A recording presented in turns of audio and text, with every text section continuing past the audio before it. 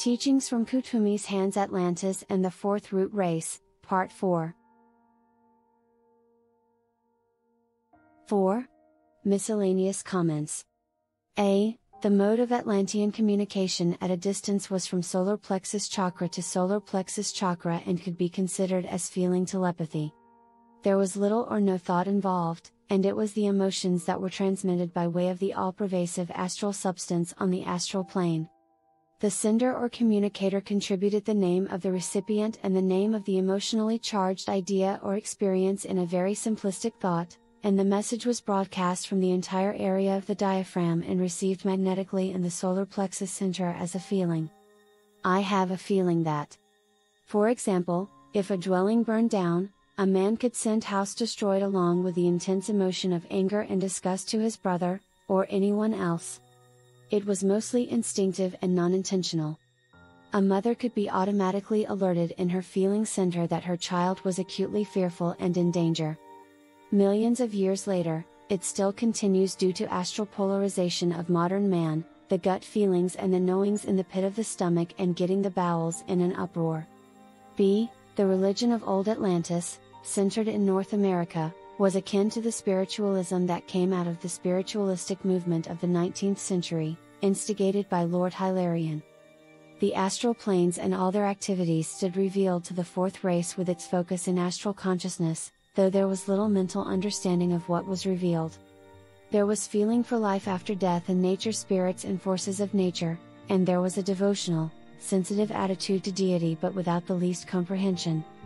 They were mystical in their approach and were awed emotionally by the mysterious, the beautiful, the terrible, and the phenomena that originated from beyond the physical realms.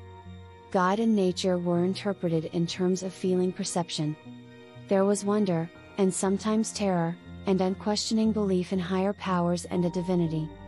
They were, after all, sensitives and mediums.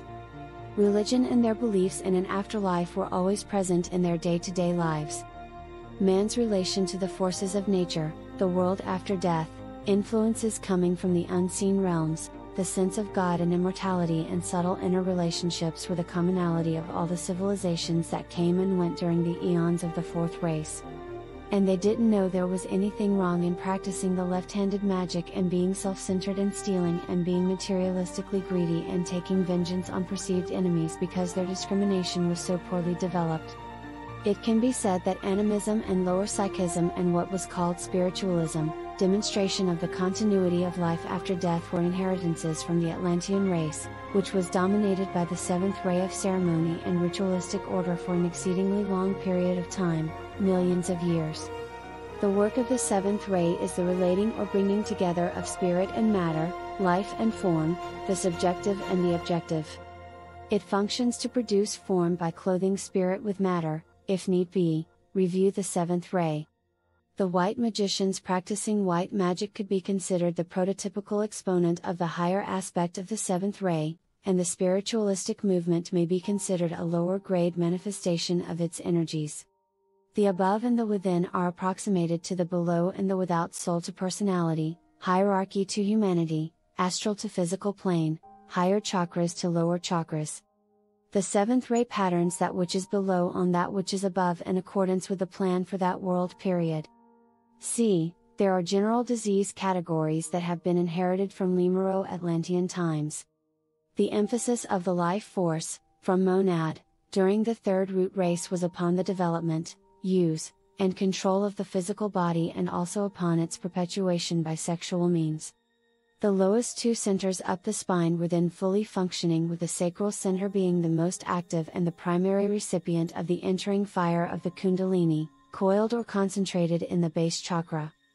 As is ever their inclination, the Black Lodge interfered at the physical level by artificially overstimulating the sacral center of the race, related to sexual energy, knowing the drastic results this would have on a species not far removed from the animals and without any thinking ability. It is likely that they used their mantrams for stimulating a particular chakra, the sacral, in a ceremonial form of black magic. This had the effect of terrifically increasing the demands of the sexual nature and weakening the stamina of the body, by drawing the vital energy from the base survival chakra. The race as a whole submitted to the sexual impulses and became obsessed with sexual promiscuity, but the great transgression occurred when they took to mating with the higher animals of the animal kingdom and produced all manner of half-animal and half-human monsters and tremendous numbers of these unfortunate creatures who, in turn, propagated themselves by reproducing. It was another instance of the Black Lodge thwarting the plans of the hierarchy and Sanat Kumara, and the drama went on for millions of years with some distorted memory of it recorded in the Old Testament of the Bible. This was the genetic origination point for the pithecoid apes of today. Under the guidance of the world teacher of the period, Earth's hierarchy imposed a penalty to be paid in the form of a lesson that could be recognized by all who participated in bestiality, a direct cause and effect lesson that would register in the yet primitive minds. The venereal diseases, including syphilis, were introduced to humanity, such as it was then, and the entire Lemurian race became riddled with it and practically destroyed itself in acquiescing to the demands of the sacral center and sexually crossing the species line, but the diseases were immediate and the cause came to be realized, in an instinctual way, not mental. The race then began to develop a tendency toward marriage and family units for the more evolved to serve as examples. According to the masters, the very soil of the earth became contaminated with these agents of sexually transmitted diseases, viruses, bacteria, spirochetes, etc., which has perpetuated their transmission down through the eons of subraces due to burial instead of cremation. Syphilis is one of the legacies of the Lemurians, or third root race. The Atlantean contribution to modern diseases was tuberculosis. As the subraces of the fourth root race began to develop and the overlap of the Lemuro-Atlanteans began to fade into the annals of history, the conscious control of the physical body was lowered below the threshold of consciousness, and a newly created autonomic nervous system took over the physiological functions, and the etheric body with its chakras became more potent. The astral body was eventually created by the assimilation of emotions and the desire nature into the expression of the race, by teachings of the teachers from hierarchy, and the desirousness for physical pleasures and instinctual demands progressed to desirousness for material things extraneous to the body and then to the ruthless, insatiable acquisitiveness for the possessions of others by thievery, fueled by workings of the Black Lodge. The race, in general, was smothered by desire and dreamed of living on and on solely to acquire more and more of all the things they coveted. In consultation with the lords of karma and in utilization of the law of cause and effect, as with the Lemurians, the White Lodge imposed a penalty and a lesson which would be obvious even to the infantile minds of the race. All those who transgressed in their uncontrolled desirousness and theft and never-ending accumulation of material things and luxuries would be stricken in the very breathing apparatus of life and have their life sucked out of them by the slowly proliferating tubercle bacillus in the lungs. The masses were unresponsive to verbal teachings but could put two and two together in this kind of visually objective demonstration. A slow, agonizing, consumptive death, consumption, by smothering was the consequence of giving free rein to the smothering desires and predatory stealing from others. The salvaging attempt for the race was not very successful because the astral nature was so strong, and they went into the deep for purification but not before contaminating the soil of lands that remained above water with the infectious bacillus. D. The uncontrolled proliferation of body cells that we call cancer had its origins in Atlantean times. The early subraces and their societies had witnessed the syphilitic devastations that had occurred to the later Lemurians due to promiscuous sexual expression and bestiality and unregulated sacral chakra, and they became fearful in their newly acquired astral nature of being likewise stricken by such an appalling disease, and they shut down the sexual urges and energies flowing from their sacral centers, thus damming up the natural flow of the life force out from that chakra to the pelvic region and the organs of generation. This resulted in Kundalini force being rerouted to the now awakened solar plexus chakra. There was thus insufficient life force energy flowing through the sacral center and excessive energy flowing through the solar plexus center, understimulation in the pelvic region and overstimulation in the abdomen, an imbalance detrimental to the cells, tissues, and organs in the region perfused and controlled by one of the major spinal chakras, refer to the etheric body. Both of these conditions of overactivity of a chakra or inhibition and congestion of a chakra may lead to the cancerous growth of cells in the dense physical body, or other disease states as well. Examples of impeded flow through the sacral center by repression of normal sexual impulse would be endometriosis or ovarian cancer or prostate cancer, and examples of excessive flow through the solar plexus would be tumors of the liver or pancreas or stomach or colon. This illustration may serve as a caution to artificially manipulating the natural flow of life force through the spinal force centers and nadis of the etheric body by mental repression or obsessive overstimulation. The middle ground, the middle way, the balanced life is always the judicious course to take, as explained by the Buddha. The chakras of the etheric body are sequentially and naturally awakened and vivified by a life of meditation and service and love in expression, and the health and vitality and longevity will thus prosper. The aspirant disciples of old Atlantis, as with those of modern times, were taught to raise the sexual energies of the sacral chakra up to the throat chakra by creative activity of all kinds and to raise the desires of the solar plexus chakra up to the heart center by spiritual aspiration, for soul, for God, for matters above the mundane world.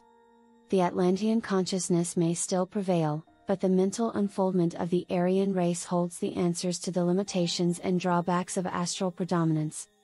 From the earliest period of the Atlantean cycle, the high initiates and ascended masters took embodiment, in various ways to walk among the societies and civilizations as the divine leaders, rulers, kings, priests, and teachers. The hierarchy, as guided by the world teacher, had a protective and nurturing role toward the fourth race, as had lower initiates for the third race. The divine ones were intuitively inspired by the world teacher, and the masses followed their decrees and instructions happily and obediently, except when it came to the astral desires. In fact, all of the many civilizations and their cultures over the millions of years were created solely due to the influence of the initiate brotherhood. Masters oversaw larger portions of territory. The arts, the sciences, the architecture, and monuments and schools and cities could not have been possible without the physical presence of the Great Ones, walking the astral travelers through the steps of building a civilization and then maintaining it. The interaction of hierarchy with humanity was immediate and physical for eons of time, unlike the relationship in the current day. It wasn't part of the planning by the Shambhala Council, but when the Dark Brotherhood had successfully thrown open the doors to the lower astral planes and turned the masses into sorcerers and unleashed the fire elementals throughout the continent and massively augmented the desire nature by manipulating the solar plexus chakra, inevitable war ensued between the white and black lodges. Astrally fought but physically precipitated from time to time, it went on for vast periods of time as perceived from physical levels. At a certain point in later Atlantis, the White Brotherhood withdrew from all exoteric contact with humanity and returned to their etheric retreats around the world to subjectively guide and guard the race of man, and never since that time have they collectively shown a physical presence to the developing subraces, though senior disciples have come forth at varying periods when needed. Their power and their presence and their heart flames have radiated forth from such etheric level locations as Sri Lanka, Kashmir, Crete, southern France, the Grand Tetons, Mount Shasta, the Carpathian Mountains, Shigatse in Tibet, the Himalayas, and the Gobi Desert. However, in the Aquarian Age on the horizon they will once again come physically before humanity as a group, 40 out of 60 masters along with the world teacher, Lord Kuthumi, and the mysteries will be revealed, mankind will take group initiation, love will assure brotherhood, and peace will reign on earth. 5. Closing comments. The Atlantean race was a very important component to the evolutionary plans for the human race on this planet, and its creating, strengthening, coordinating, and perfecting of the astral vehicle was so thorough that millions of years later in 5 sub-races of the 5th root race later the astral/emotional form is still the dominant and dominating vehicle of expression for all but the small fraction who are aspirants on the lighted way.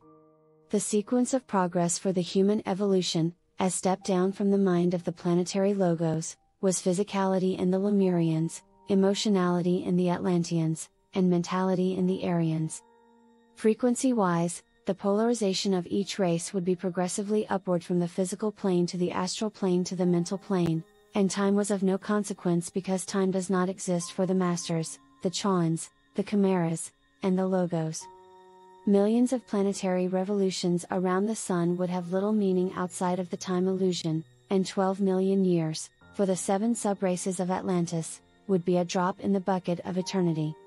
The purest and most efficacious method for accelerating the evolution of man was inaugurated by Lord Sanat Kumara during the middle phase of the Atlantean cycle, and that was the path of initiation, preceded by probationary and discipleship paths.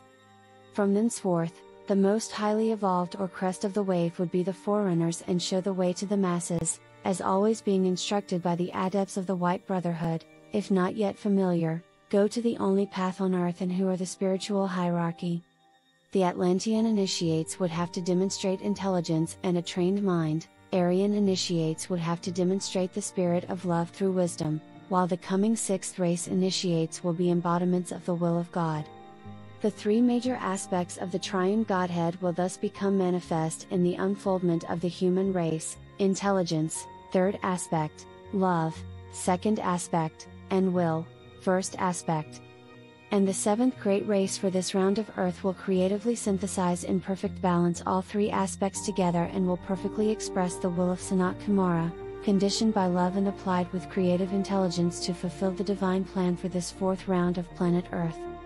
The Atlantean race became the great experiment for the emotional aspect of physical beingness in this particular galaxy, all of the other billions of civilizations evolving by means of the mind on the mental planes. Planet Earth was chosen by the galactic logos, for reasons imparted only to high initiates, to be the experiment in emotionality to be observed and studied by interested races from all over this galaxy that we call the Milky Way. As we know, the experiment didn't go too well when the dark polarity intervened and promoted, in their mysterious ways, all the negative emotions, which are based upon fear, and desirousness of anything and everything of materiality to the point of world crisis and threat to all the evolutions on the planet. A new type of subtle body was created, the astral form, and a new, but illusional, level of beingness was created by our Atlanteans, the astral plane, but only within the ring pass knot of our solar system. Where there is no astral consciousness, there is no astral plane. All of these unique creations have been very valuable to the galactic observers watching Earth over the eons. The Atlanteans couldn't get out of the negative emotions because they couldn't get out of their absolutely dominant solar plexus chakras: greed, lust, covetousness, anger, jealousy, hatred, vengeance, and the like. They were all drowned because they were drowning themselves and all other planetary life in their negative emotions and insatiable desires. They were unable to lift their Kundalini fire into the heart chakra, wherefrom pours the only true positive emotion that there is: love in all its aspects, kindness, compassion, helpfulness, decency, goodness, generosity, etc. The initiates had to do it, but the masses never came close. The 5th subrace of the 5th root race, ours, is going to demonstrate to the rest of the entire galaxy the real value of the emotional nature in the new astrological age that is imminently beckoning, Aquarius. The galaxy is going to be astounded by the subnuclear explosion of light radiating forth from this little speck of cosmic dust when Christ's love bursts out of the heart chakras of the remaining members of the Aryan race in the new age to come, and then the mental races of the galaxy will understand the divine wisdom of the experiment and the legacy of the Atlanteans. Offered with that Christ love to all the great ones of Earth's spiritual hierarchy. Are you in the need of the healing energies of the Ascended Master Kuthumi? Visit KuthumiHands.com.